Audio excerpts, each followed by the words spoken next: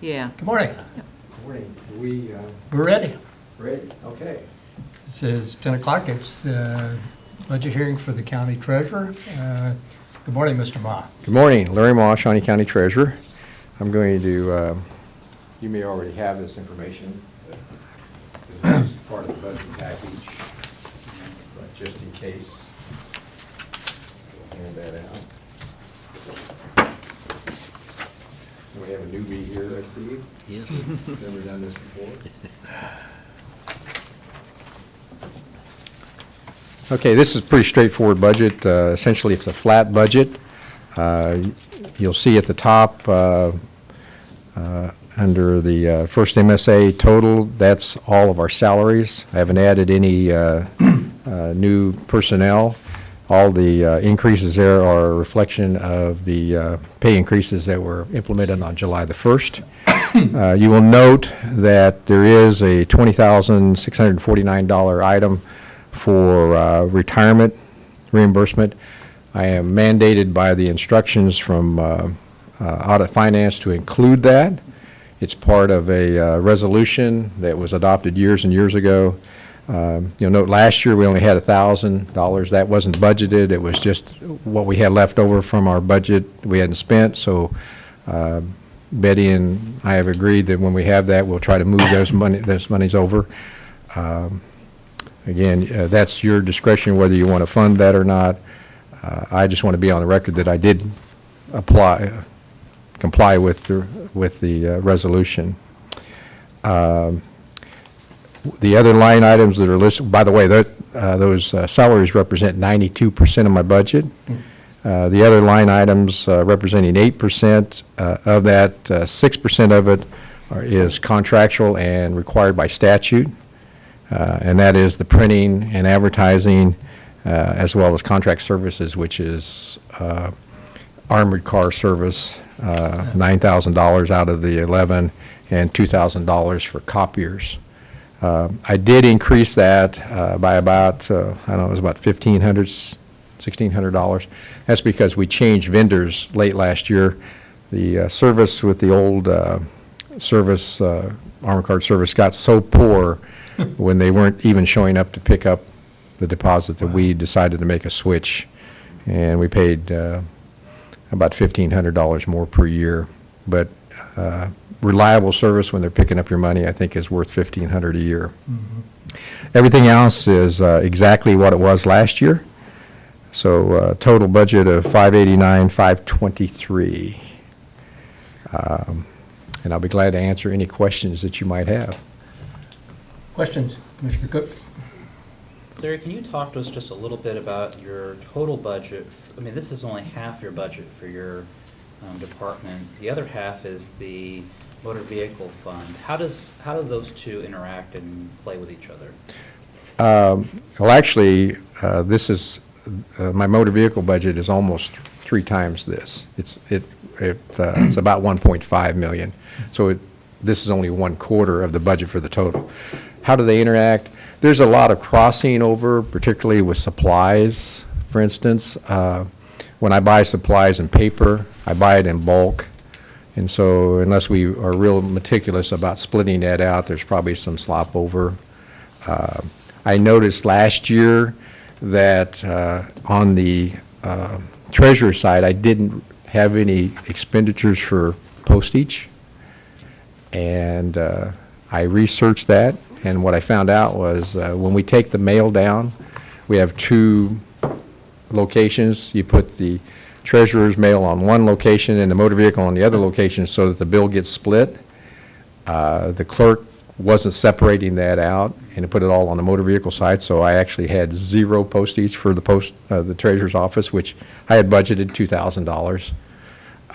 Not a significant amount. It wasn't worth, going back and doing all the paperwork to change that. We've had a discussion, and we need to sort it out. It's really small potatoes. Because we are commingled physically, sometimes it gets to be a little difficult to decide, this is motor vehicle, this is treasury. For instance, when I purchased the carpet, I did it with motor vehicle, but I didn't draw a line and stop at that line and said, "This is Treasury." I just paid for the whole thing with motor vehicle. So there's, you can't, you spend more time than it's worth trying to separate those things out. I try not to cross over. I try to keep it as clean as I can. Does motor vehicle pay a rent or a facility fee for their space, or is that just allocated as part of the agreement understanding? We do not pay rent here at the courthouse. I pay all of the rent and all the bills at the annex. Now, I do have an allocation for telephone service and some electricity, and I'm not sure how that's determined. It just comes in, and I see it on my treasurers. So I think Pat Oblander has some methodology where he decides how much of it is a telephone, how much electricity I owe. But that's basically it. I would say when it comes to motor vehicle, we pay everything with the exception of rent for the space. When, I know that in the past you've wanted to maybe think about down the road, long-range plans, long-range vision, having one consolidated treasurer's office, that it is in a outside of the courthouse location. Does that remain as a priority on your list, or is that just farther into more of a wish as opposed to an actual need? No, I would actually like to do that. And when you say treasurer's office, I'm not talking about the treasurer, motor vehicle office. Thank you. This becomes really an emotional issue for the public, and so I don't want to stir anything up. But I believe I could actually save a couple $100,000 a year if I consolidated into one location. Now, it would have to be the right location, and because of that, because I would essentially be obligating myself to a space outside of the courthouse, I would prefer that we own that space, and that's part of my savings, as opposed to being locked into a lease and then finding out I'm on an island out there and no. At least now, if I can't afford the lease at the annex, I can close that and consolidate into the courthouse. That's my safety net. If I consolidate into one location, I'd like to own it so that I know what I'm dealing with, and I can project out as far as the costs are concerned. And I've run the numbers on that.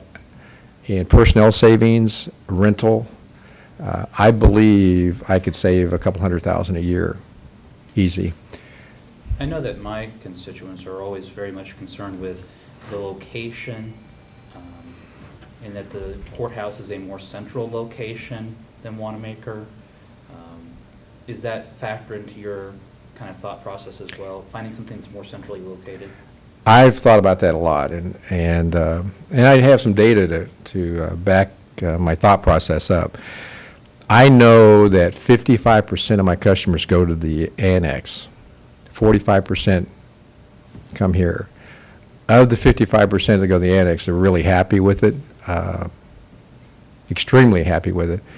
Of the 45% that come here, I'm getting constant complaints about the fact there's just parking meters, that they've got to go through security, So my guess is, while people use the courthouse because maybe they're downtown, that if I provided a high level of service at the right location, that they would probably forgive me for moving out of the courthouse.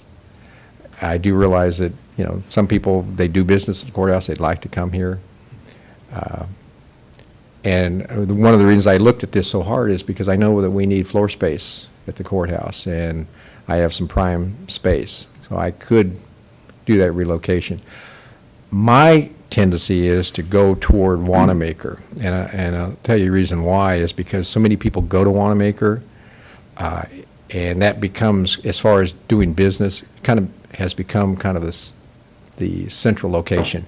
If you look at downtown, while we're getting better, and hopefully if they keep doing what they're doing with downtown, people will come downtown, but they don't like to on a natural basis. Another reason for Wanamaker is access.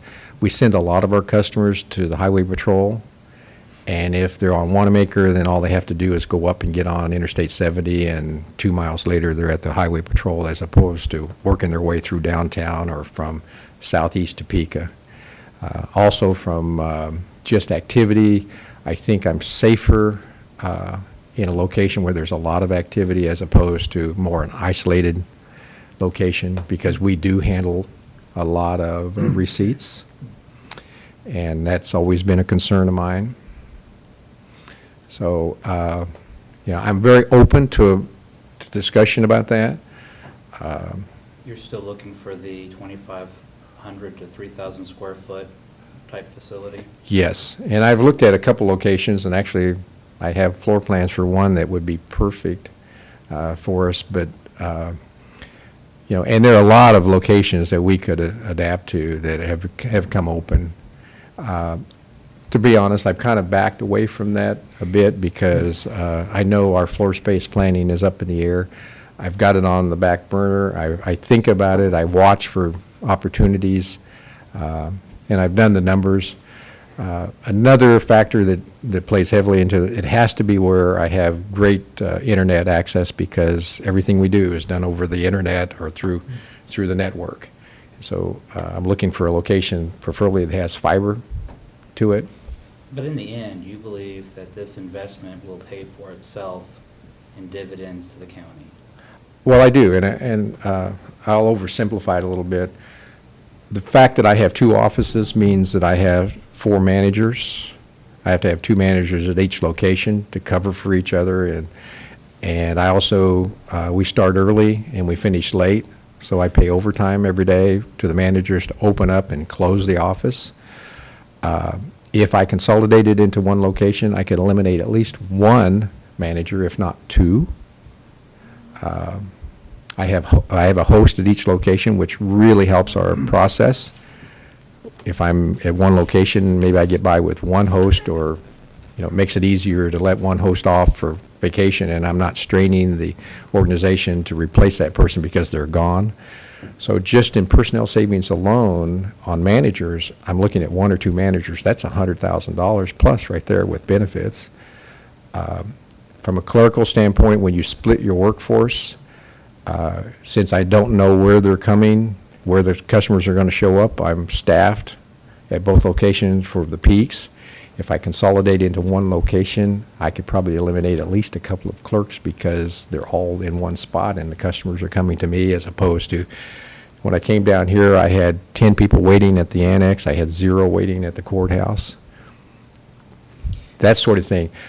I have no doubt in my mind that I could save money. Now, would that actually flows back to the county at the end of the year. Did the treasurer's office have a physical presence in the courthouse, or would you move the treasurer's office with the motor vehicle office so that you are in one physical location?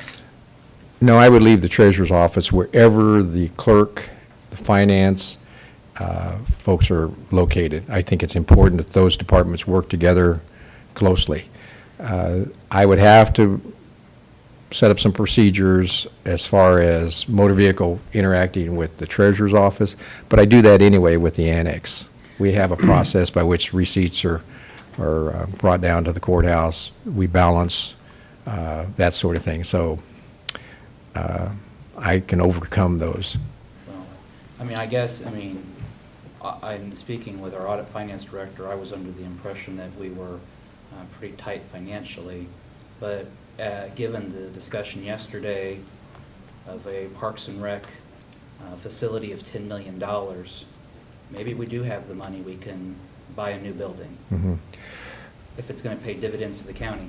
Maybe Yeah. if we've got $10 million for a community center, maybe we've got enough money to buy a treasurer's office or outfit one with the clerk and the treasurer as well.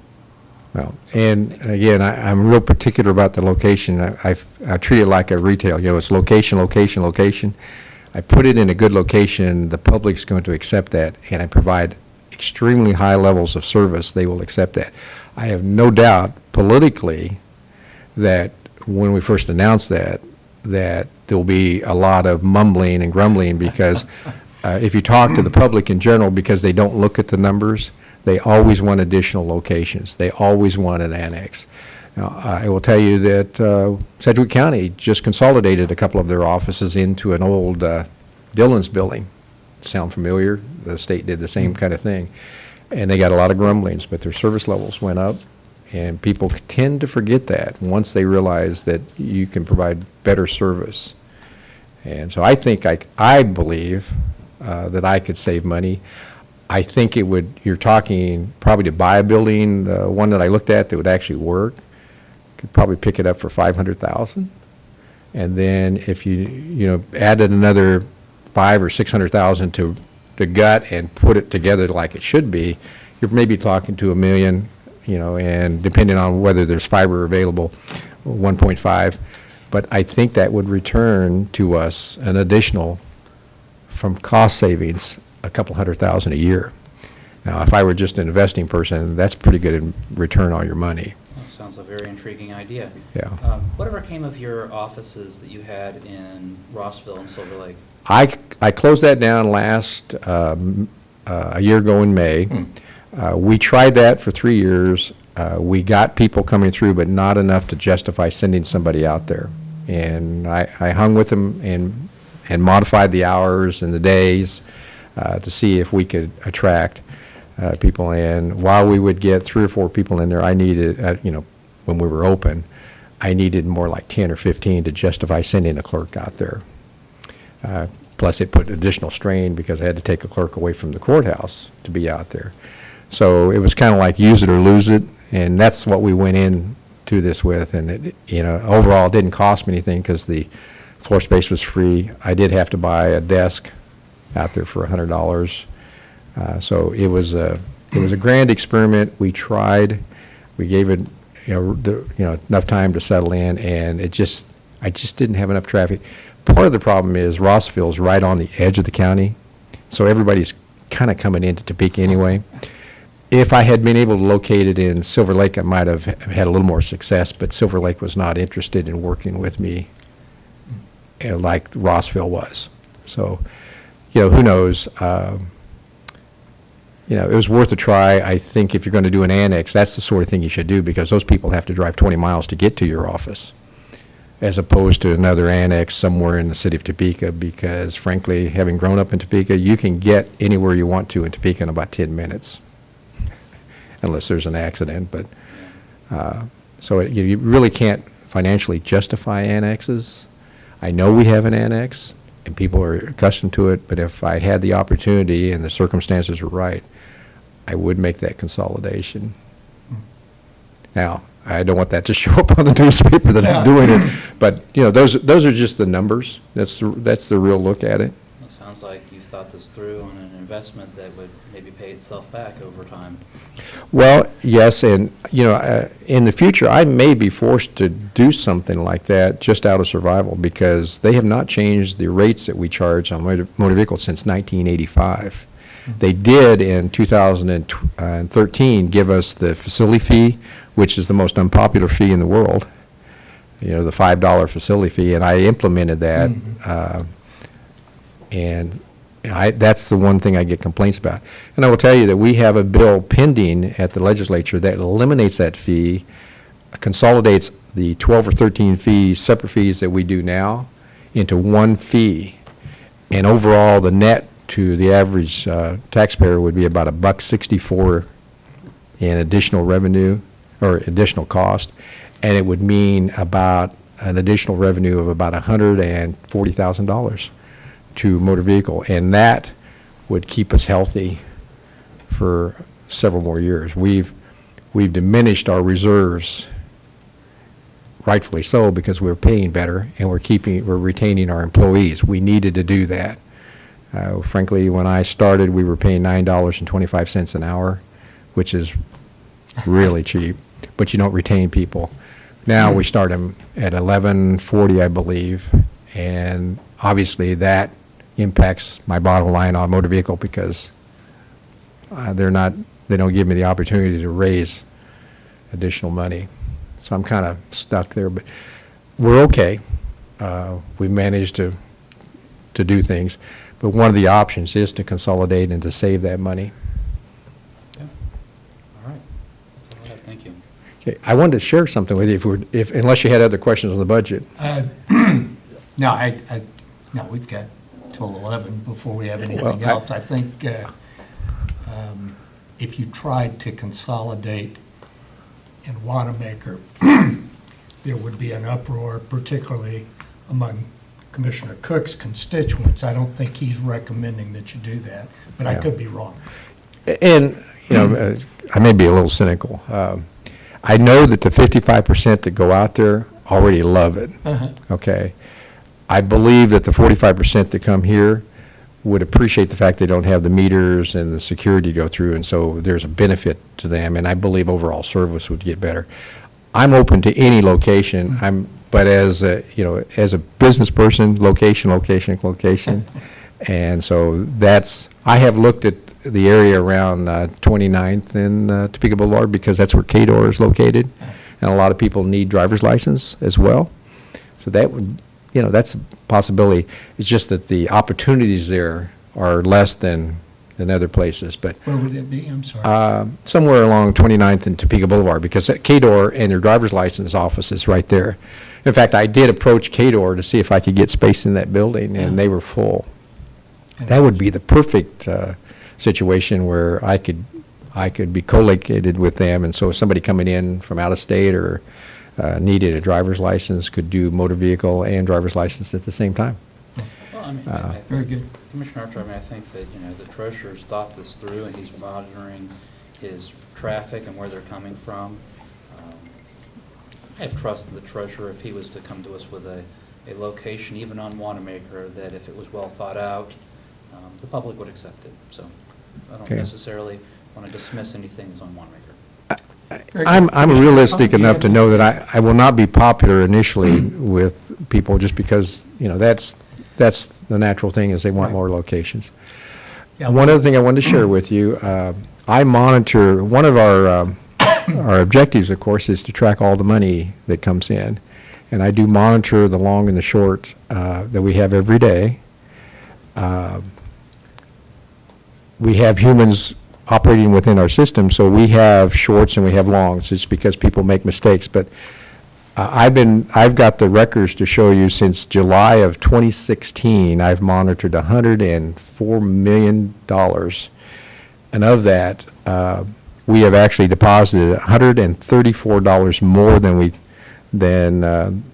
that, because we've collected and deposited $134 more than the $104 million. Of that 134, 100 of it was one customer.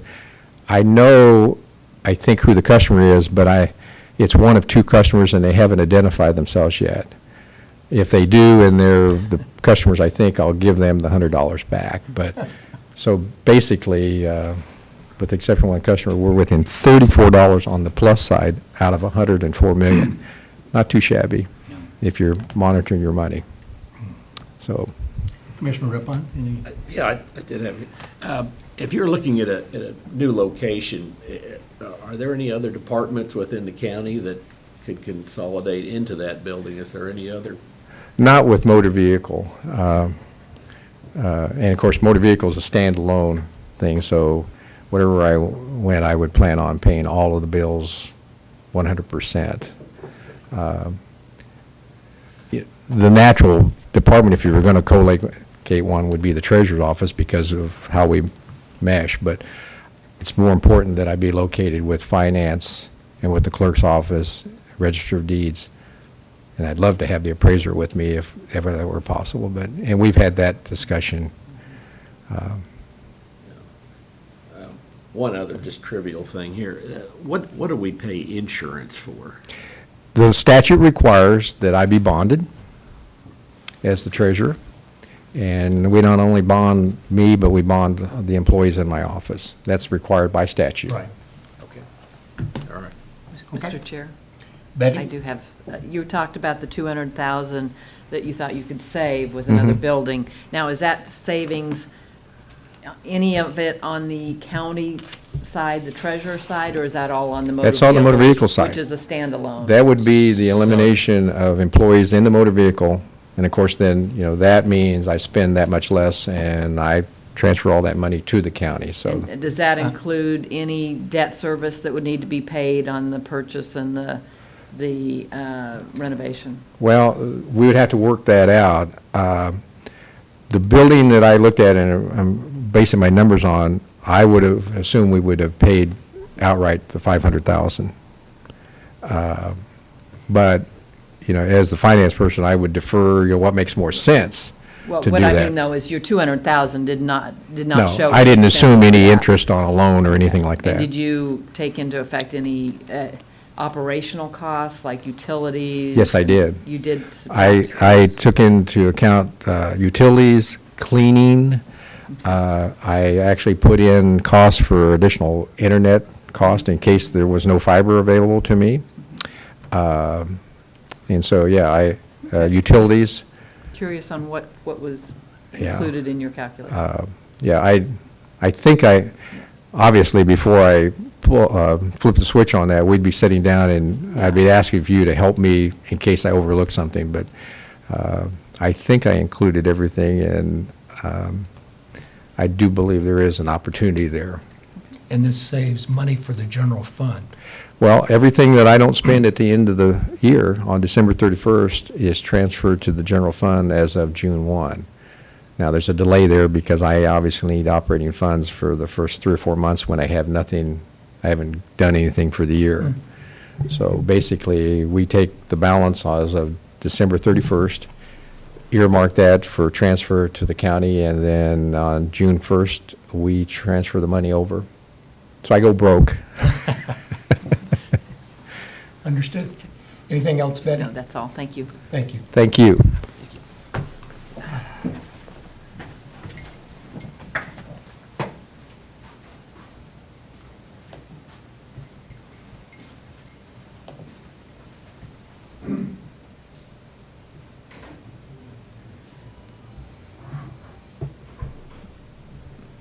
Did I keep us reading things?